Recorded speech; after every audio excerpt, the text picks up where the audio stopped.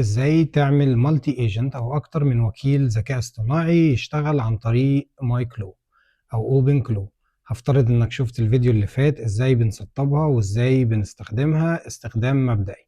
النهارده هوريك ازاي يبقى عندك اكتر من ايجنت.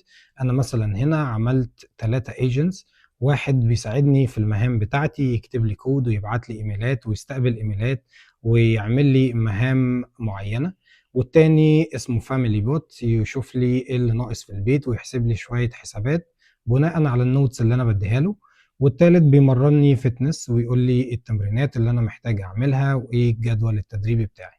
تعال اوريك ازاي تستخدم المالتي ايجنت في اوبن كلو.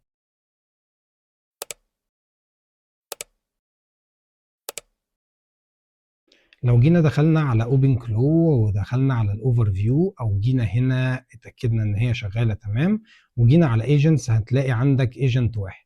هننزل من تحت على الكونفيجريشن وهنيجي هنا هنختار التاب اللي اسمها ايجنت وهنختار الرو كونفيجريشن. بعد كده هنروح على الدوكيومنتيشن، هسيب لكم طبعا اللينك في الديسكريبشن. هنلاقي هنا ان في الايجنت بيقول لك ان في كونفيجريشن.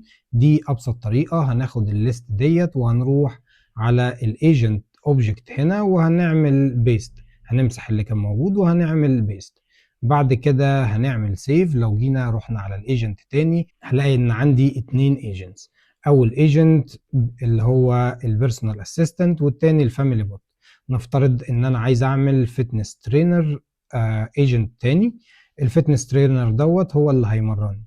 هروح تاني على الكونفيجريشنز وهنزل على الايجنت، هعمل كوبي للاوبجكت بتاع الفاميلي بوت وهبتدي اغير الورك سبيس واغير الاي دي والاسم بتاع الايجنت، وكمان اقول له التولز والاكسس اللي هو عايزه عشان يعمل لي التاسك بتاعتي، وهدوس سيف. بعد كده لو رجعت على الايجنتس هلاقي بقى عندي 3 ايجنتس، منهم واحد الفيتنس كوتش وده اللي هيمرني وهيعمل لي التمرينات بتاعتي.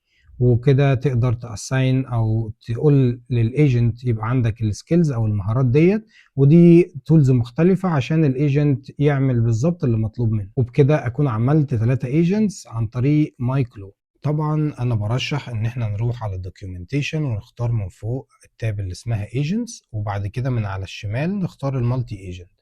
الصفحة دي لازم تقراها عشان تفهم يعني ايه مالتي ايجنت وازاي بتستخدمه. يعني لو جيت بصيت هنا مثلا هتلاقي فيه تفاصيل كتير انت محتاج تعرفها، زي مثلا الاوث بروفايلز. كل ايجنت بيبقى ليه بروفايل فيه الاوثنتيكيشن واي بي اي كيز بتبقى خاصة بيه، والفايل دوت مش بيعمل له شير او الايجنتس التانيين مش بيشوفوه. فكل ايجنت بيبقى ليه زي سيتنجز معينة واوثنتيكيشن معين. فانصحك انك تقرا الصفحه ديت، هتلاقي كذا طريقه تقدر تعمل بيها المالتي ايجنت. لو انت عايز مالتي ايجنت لنفس التشات بوت او لنفس الواتساب نمبر مثلا، غير لما تبقى عندك كذا واتساب نمبر وعايز تعمل مالتي ايجنت. فلازم تقرا الصفحه ديت عشان تفهم بالظبط ايه الحاجات اللي انت محتاج تعرفها وانت بتسطب المالتي ايجنت.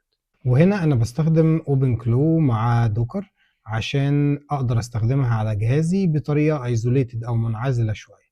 فلو جيت على التيرمينال هنا ودخلت له الكوماند دوت، الكوماند ده معناه ان انا بقول له وريني او ليست كل الايجنتس اللي موجوده عندي في اوبن كلو والبايندنجز بتاعتها او التشانلز اللي مربوطه بكل ايجنت. وده كان جزء من ورك شوب انا بحضر لها عشان نقعد مع بعض ساعة نفهم يعني ايه AI agent بيشتغل ازاي، ايه مكوناته بالظبط، وازاي نقدر نعمل اتمتة بشكل كويس وآمن. في الورك شوب ديت انا هاخدك من ايدك خطوة بخطوة لحد ما يبقى عندك environment كاملة او بيئة كاملة. هيبقى عندك مشروع كامل، المشروع ده جواه اوبن كلو شغال باكتر من ايجنت او اكتر من وكيل. كل وكيل او كل ايجنت بيقدر يعمل حاجات معينه. مش بس كده، ده احنا كمان هندخل ان نستخدمها كاداه جوه اوبن كلو. يعني هنخلي اوبن كلو يكلم ان عشان يرن ورك فلوز معينه. كل ده هيبقى عن طريق تليجرام، نبعت له رساله بسيطه يقدر هو يروح لاوبن كلو يستخدم الايجنت المناسب اللي احنا عايزين نستخدمه،